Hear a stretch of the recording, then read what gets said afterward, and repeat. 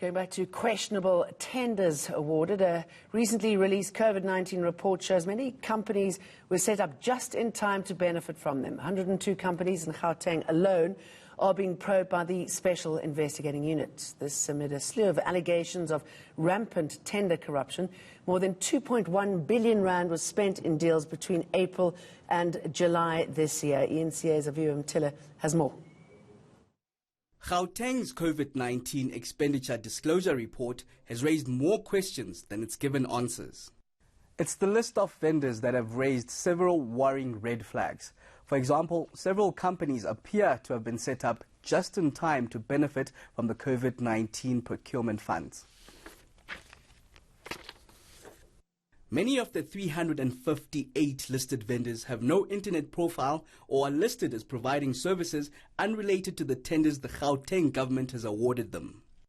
There are about 13% of the companies, 48 of them have got over 10 million rand contracts each, amounting to 87% of the expenditure. And then when we start looking a bit deeper, we find these companies have recently been registered on the government's database, or even recently registered as companies with CIPC, some of them one director.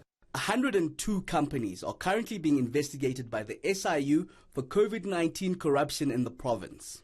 Upon Medical Services or Solutions, 75 million rand, registered in March of this year, but the big one, Danan, was deregistered. The company was deregistered and re-registered in June of this year only. Gets a tender for 117 million rand, one director, and its address is not in a production area, it's in a residential area.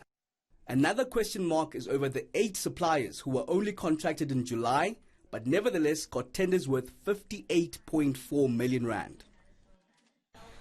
Releasing the report does not say whether proper processes were followed in appointing any of those companies. That's a matter which we really hope the SIU will help us to establish. So it may well be that some of these companies, the way they were appointed, did not deserve to be awarded the contracts. As for the many questions still hanging in the air, the Gauteng government spokesperson says a report from the SIU, when the investigation is complete, will be the answer to these. Aviwe Mtila, Johannesburg.